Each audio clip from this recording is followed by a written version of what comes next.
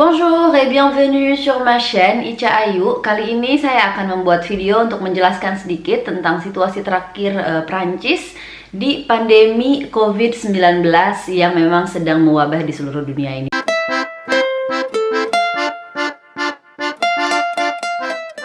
Jadi Prancis angkanya ketika saya edit video ini yaitu tanggal segini adalah segini. Saya nggak sebutin karena mungkin saya syutingnya hari ini, dieditnya baru 2-3 hari ke depan, saya belum tahu. Yang pasti ini angkanya, dan memang kurvanya ini cukup dibilang bagus karena menurun, sehingga rumah sakit bisa dibilang sudah tidak terlalu kewalahan lagi, tidak seperti di awal pandemi. Dan ini memang sudah bisa dibilang kabar yang bagus, dan bisa jadi kabar bahwa pandemi ini akan segera berakhir.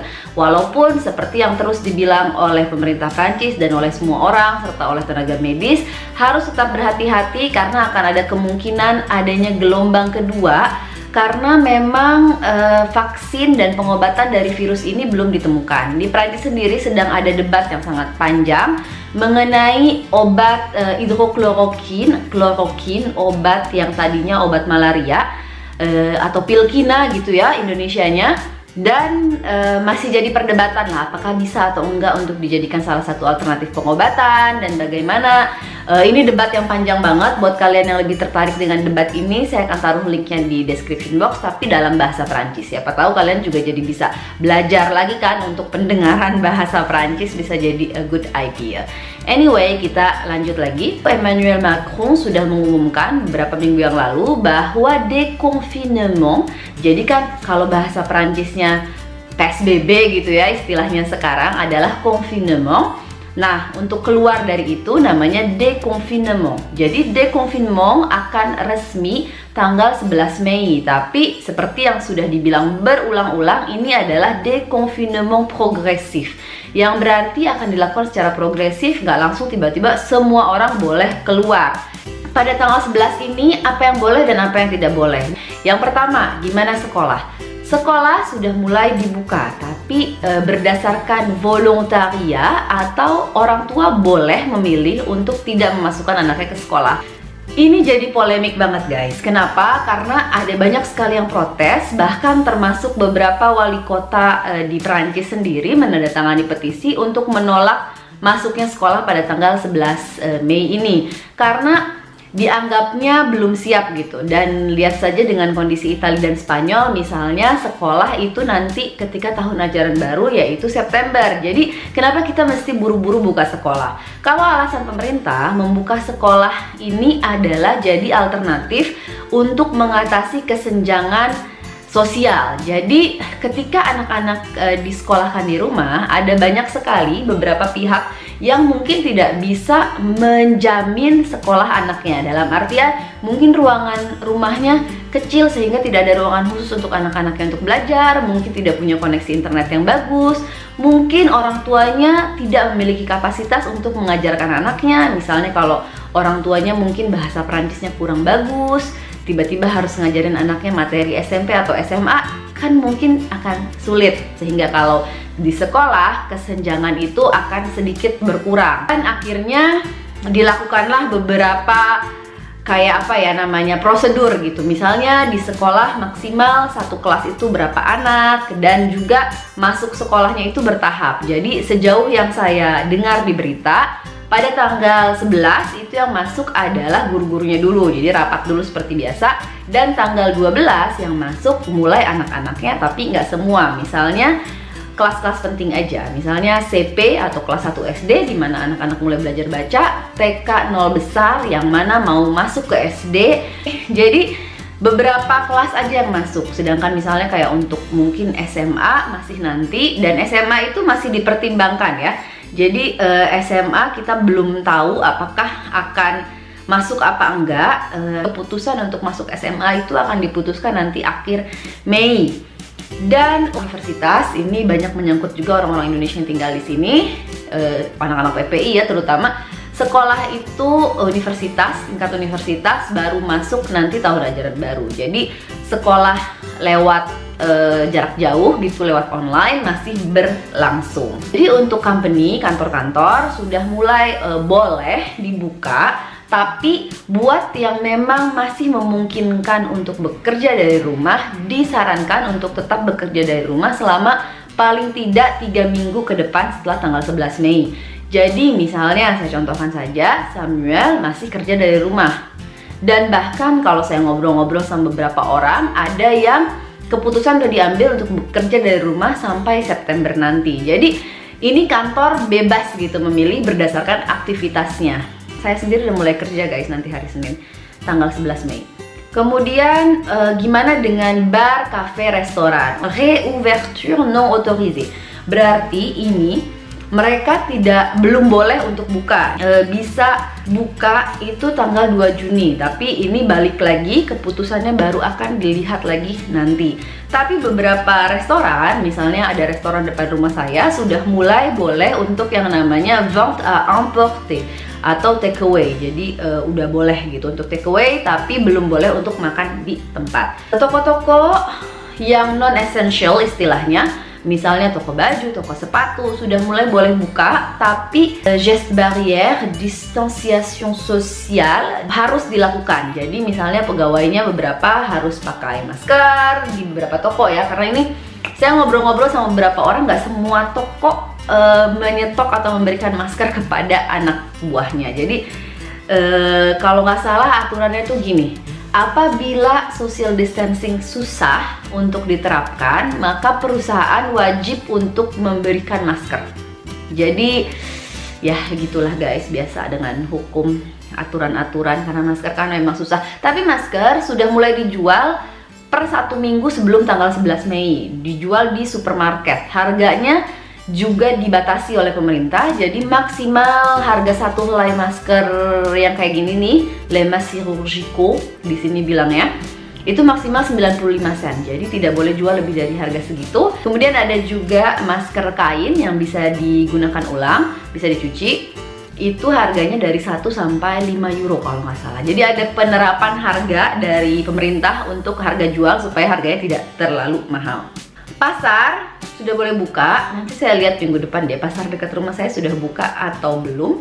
Tidak boleh buka itu grand centre commerciaux, berarti mall-mall itu belum boleh buka, tapi toko-toko yang di luar-luar gitu sudah boleh buka. Kenapa? Karena mall itu kan tertutup dan ditakutkan ada tempat pengumpulan publik gitu. Jadi makanya untuk mall belum boleh buka, kecuali di dalam mall itu ada supermarket, supermarketnya aja boleh buka. Yang memang sudah jadi case sekarang ini juga guys. Transportasi umum nih. Transportasi umum, jadi RATP itu company yang melakukan transport di Paris dan sekitarnya. Jadi RATP bilang ada 70% dari transportasi yang bisa mereka assured. Jadi mereka bisa kasih pasti ada transportasi yang jalan, tapi mungkin hanya 70% aja. Akan ada 1 dari 2 kursi yang ditutup. Jadi misalkan saya duduk di sini, kursi sebelah saya harus kosong, sebelahnya lagi baru boleh ada orang. Mirip-mirip dengan PSBB di Indonesia lah. Cuman ini kan istilahnya kalau kemarin kita memang tidak boleh keluar sama sekali, kecuali untuk hal penting dan 1 kilometer dari rumah. Kalau ini kita boleh keluar tanpa perlu nulis form. Jadi saya pernah bilang juga kan bahwa kalau keluar kita harus nulis form untuk bilang kenapa kita keluar. Ini kita bisa keluar bebas maksimal, tapi masih tetap 100 km. Jadi tidak boleh keluar dari 100 km tersebut guys. Kecuali untuk bekerja dan menjenguk keluarga yang memang penting banget gitu guys. Kemudian sport, gym ini masih tutup. Tapi boleh kalau keluar biasa, seperti yang juga sudah di sini gitu. Kemudian Liga pertama, La Ligue 1 itu tidak ada. Jadi ini banyak banget supporter bola yang kecewa. Bioskop, teater, opera dan kawan-kawannya. Kemudian museum yang besar itu tidak boleh juga buka. Tidak boleh ada rassemblement atau pengumpulan publik lebih dari 5.000 orang sampai September nanti guys. Museum kecil dan mediatek atau bibliotek perpustakaan itu boleh buka. Jadi ada sih persisnya berapa meter persegi yang boleh buka, di atas segitu tidak boleh. Cult itu berarti apa ya? keagamaan. Jadi belum boleh sampai tanggal, ini informasi terakhir kalau nggak salah itu tanggal segini nih, saya tulis di sini ya. Jadi sempat ganti-ganti gitu guys, tadinya tanggal segini, terus akhirnya maju, akhirnya mundur lagi, terus akhirnya sekarang yang fix tanggal segini boleh. Jadi sayangnya Lebaran, sholat Id dan lain-lain masih belum bisa berarti. Jadi ya harus sabar dulu memang kita ya, apalagi Perancis kan termasuk sangat touché, tersentuh istilahnya. Gimana dengan pernikahan, ulang tahun itu dibatasi. Jadi di sini dibilang perkumpulan lebih dari 10 orang itu tidak boleh. Jadi misalnya kalau saya mau mengundang orang ke rumah saya untuk acara misalnya ulang tahunnya Samuel yang sebentar lagi, itu tidak boleh lebih dari 10 orang. Sebenarnya kayak ada beberapa kayak teman saya nanti nikah, temannya Samuel ada yang nikah tanggal bulan Juni, akhir Juni, akhirnya pernikahannya dibatalkan. Ada yang nikah nanti akhir Juli, dia masih galau batalin apa enggak, kita belum dapat informasi. Udah pesen pula guys hotelnya kita berdua, jadi ya kita lihat aja nanti gimana, apakah memang harus dibatalkan atau tidak. Yang pasti ini mempengaruhi ke banyak orang ya. Dan tes gimana? Prancis, sebenarnya saya agak kecewa karena Prancis termasuk negara yang sangat kecil jumlah tesnya gitu ya. Jadi dari awal ini jumlah tes terakhir per berapa penduduk saya tulis nih di sini atau di sini, kurang tahu kalau edit nanti di mana.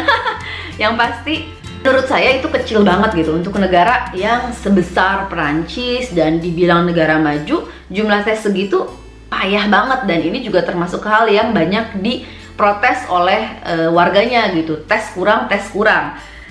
Di sini mereka menjanjikan nanti akan ada 700.000 tes per minggu katanya. 700.000 tes per minggu, bisa dibayangkan akan banyak sekali. Jadi kita lihat hasilnya apakah akan ada banyak yang positif atau banyak yang negatif. Dan untuk sekarang sih masih tetap dibilang 700.000 tes itu, tapi yang dites hanya yang punya simptom atau yang punya gejala-gejala aja. Mulai dari tanggal segini, memang pemerintah setiap hari sudah menaruh kayak peta Prancis dengan warna-warna gitu guys. Kalau saya sih udah pasti tahu bahwa Île-de-France, Jabodetabeknya Prancis udah pastilah masuk zona merah, karena ya nggak mungkin gitu nggak zona merah. Jadi setiap kepala departemen, setiap mairie punya hak untuk mengatur sendiri berdasarkan warna tersebut. Jadi ada beberapa hal yang mungkin bisa jadi lebih strict di satu daerah daripada daerah lain. Misalnya untuk peta terakhir tuh seperti ini.